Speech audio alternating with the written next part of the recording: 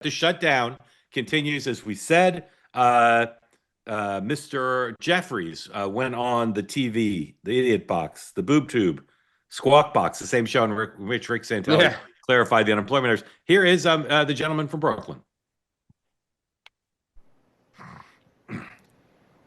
We've made clear in the House that we will consider anything. He looks better rested than I've seen him in a while. In good faith, in a bipartisan way that both reopens the government while at the same time addresses this healthcare crisis and extends the Affordable Care Act tax credits in a meaningful way.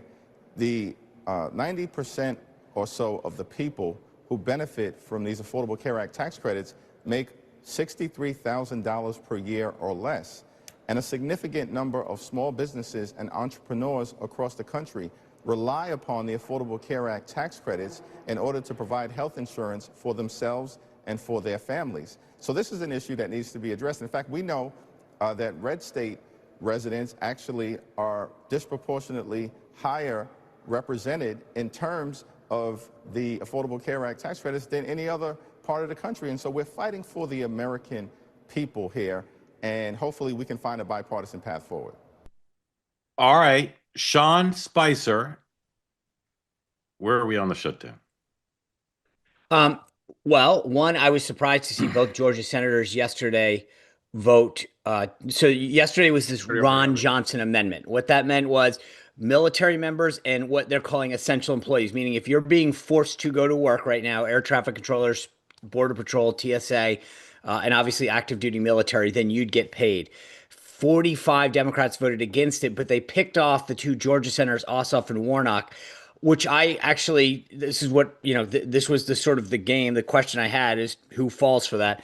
I'm actually shocked that not more did. I'm one, shocked that the Democrats not enough Democrats peeled off, but two, I was absolutely embarrassed how bad the Republican response was. They should have been out on the steps last night with military members and Border Patrol and saying, this is insane.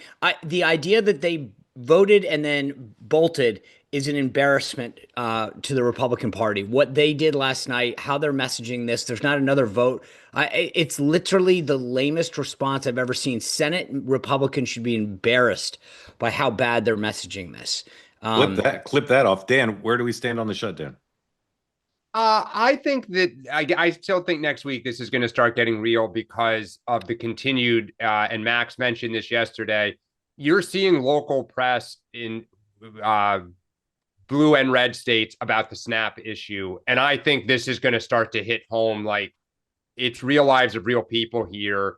And we today's payday for federal employees, and they're not getting it. And to Dan's point, Senator Youngkin here in Virginia declared a state of emergency to help get people resources. So that's going to start reverberating. And this is, to Dan's point, November 1st is a big day because it's your next big SNAP deadline. So today's a payday. Yeah. And so for millions of Americans, they're dealing with, what do we do now?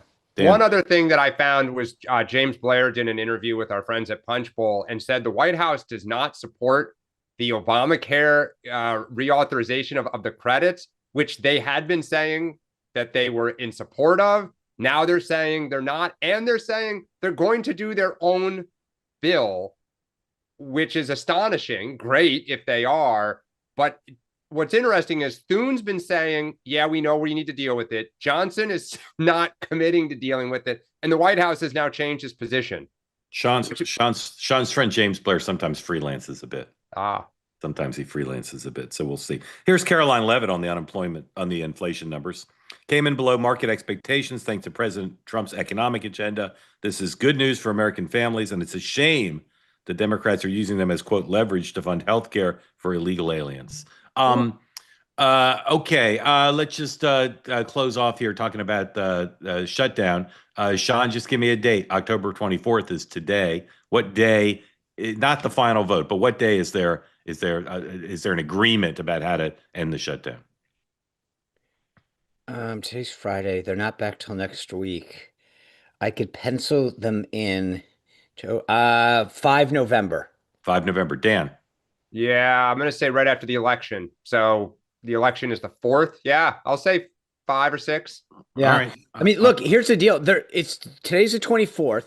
They're not back until the middle of next week. The House gets 48 hours no matter what.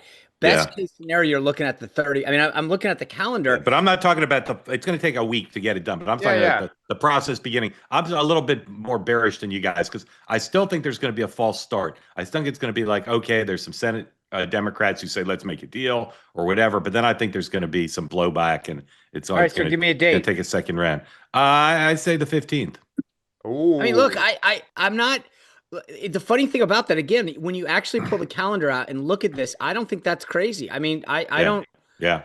That's the scary part about this. They say that something that's easy is like a walk in the park. Well, easier than a walk in the park, hit the subscribe button, be part of the two-way community, never miss an episode, be part of our conversations. Thank you for your service to America.